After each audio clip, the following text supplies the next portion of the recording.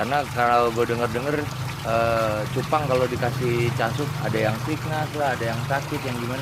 Kalau menurut lo sendiri penanganan casut buat sebelum diberikan ke cupang tuh gimana sih? Oke, assalamualaikum warahmatullahi wabarakatuh. Nah ini gue sama Rizky Tamsar lagi. Gue mau ngebahas dia tentang ini nih. Tuh, lo tahu kolam apa ini? Ini kolam casut. Bro, lo kalau sehari bawa casut, apa dagangan casut lo berapa banyak? Kurang lebih sekitar 20-30 gayung gede. Gayungnya mana? Nih gayung gede. Wah, nih. Ini gayung gede. Itu ya. kira-kira kalau literan berapa? Lebih dari 1 liter lebih. Lebih. Kalau gayung kecil? Gayung kecil tuh ukurannya ya. Tuh. Jadi lo bisa kira-kira perbandingannya deh. ya.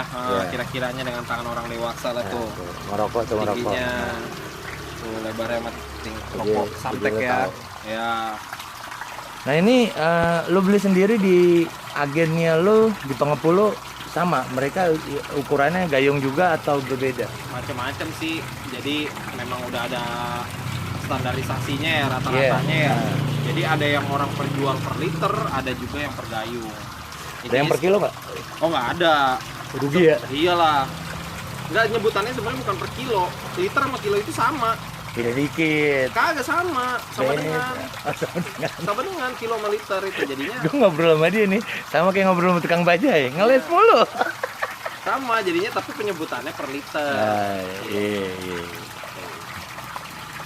Bor, ini kalau dilihat-lihat casut lo nih udah bersih ya, nggak kayak casut-casut yang biasa gua temuin di pasaran.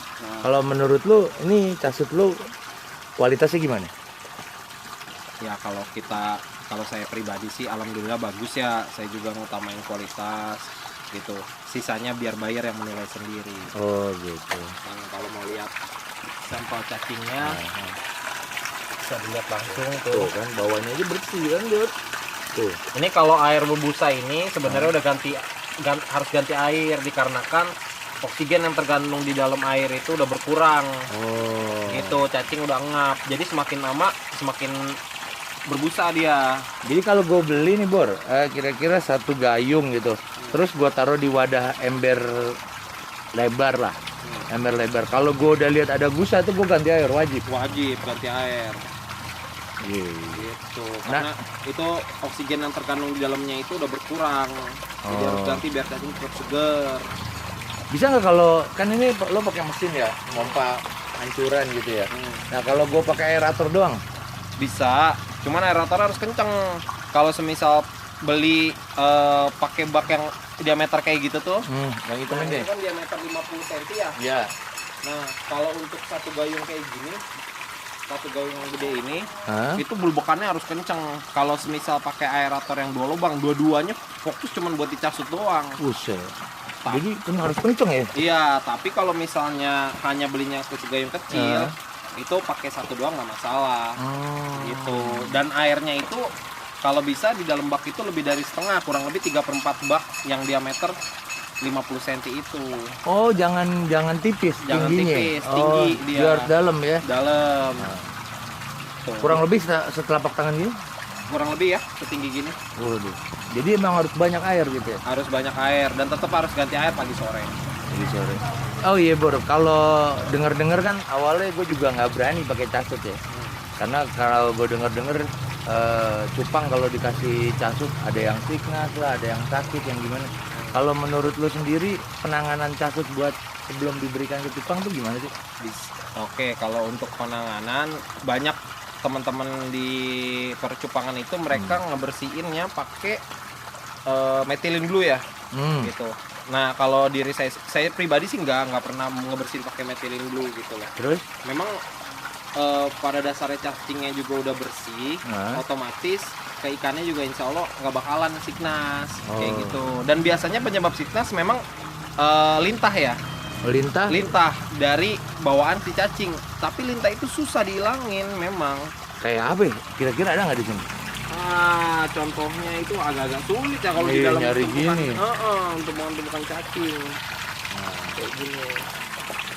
Nah, Untuk si lintahnya nggak ada ini. Biasanya suka nempel-nempel di dalam di gayung-gayung ini. Tapi lagi nggak ada. Dia kayak itu apa kayak pacet gitu. Iya, kayak pacet cuman warnanya merah, dia nggak hitam. Oh. Pacet kan hitam, Iya, dia iya. merah, kecil dia juga. Oh. Biasanya penyebabnya itu. Udah gitu, kalau dibilang cacing harus berak dulu, Hah? terus baru dikasih ke ikan, itu ada baiknya juga. Oh, Cuman jadi diri saya pribadi ngasih cacing sekalipun baru diambil dari alam, nggak masalah sih ke ikan. ya makanan alaminya sih ya. Memang makanan alaminya, Nggak cuma cu doang kan ya? nggak cuma itu doang. Cuman alangkah baiknya bila ingin disterilkan itu bisa pakai metilin dulu. Itu cacingnya nggak mati. Cacingnya nggak mati. Kecuali kena garam ya baru mati. Oh, kalau kena garam justru mati. Mati biasanya cacing. Nah, kalau menurut lo sendiri Ki, ini untuk cacing segini banyak yang lo punya nih saat ini. Ya susah juga sih ya, lo sehari bisa 50 taker bersih nih cacing. Nggak pernah bisa lama jadinya ya Kak? Iya, Nah, lama sih. Iya. Nah itu kalau yang menurut lo dengar-dengar dari customer lo, casutnya ini kuat berapa lama? Kembali lagi ya, casut itu sama halnya dengan pakan-pakan lain. Kayak kutir ada yang oranye, ada yang putih, ada yang merah. Iya. Nah, terus BW ada yang bagus, ada yang biasa, ada yang super gitu. Yang beda yang biasa sama super apa? Yang kalau biasa BW? itu ada merah marun. Rada merah marun. Oke. Kalau yang super itu merah terang pijar Oh. gitu. Nanti Bukan videonya ukurannya? ada. Videonya ntar ada tuh ya. Ya, oke Saya ntar. kasih. Tadi kasih sama dia. Nah, terus kalau untuk casut juga sama. Jadi dia itu kalau yang tua itu mereka ngegumpel pegangan, dipegang gini tuh keras. Mereka pegangan Oh. gitu. Dan ini kan posisi airnya pendek ya, Iya, kurang lebih rendah. dari Satu ruas jari satu ya? ruas jari nih. Nah, semakin tinggi ini nggak melebar ini cacing. Dia makin ngumpul naik. Ngegumpel naik. Nah, itu cacing bagus, cacing tua namanya. Oh. Tapi kalau misalnya cacingnya muda, Hah? biasanya tuh abis musim hujan, cacingnya masih muda tuh rada-rada lemah, Oh, itu yang nggak kuat lama. nggak kuat lama biasanya. Nah kalau spot-spot buat nyari cacing lu sendiri tahu nggak? Kalau yang saya dapat info, kebetulan saya bukan tukang nyari sih, Iya, gitu. iya. Tapi dapat info dari petani-petani saya, tukang-tukang nyari saya itu biasanya di Kali Cipinang. Bukan maksud gue area-area yang kayak apa yang disukain banyak spot-spot cacing itu. Oh, belakang pabrik tahu, pabrik kedelai, belakang pabrik tempe. Terus Banyak gitu yang kayak gitu. iya, di kali-kali belakang-belakang pabrik-pabrik kayak gitu, terus pabrik susu, pabrik tapioka, terus aliran kali yang banyak limbah-limbah dari pasar. Hah? Nah, itu penuh. Penuh biasanya. Makanya kenapa cacing di daerah-daerah mahal dan susah, karena kalinya bagus. Tidak ada limbah, nggak seperti kali Jakarta. Oh gitu. Karena kali Jakarta itu limbahnya banyak, otomatis makanan buat si cacing ini pun juga banyak. Gitu. Tapi sekarang kan udah banyak juga yang breeder cacing ya, yang breeder cacing Budidaya. budidaya ya, Iya. dengan pembudidayaan cacing. Iya. Nah menurut lo pembudidayaan cacing itu tepat sasaran nggak sih?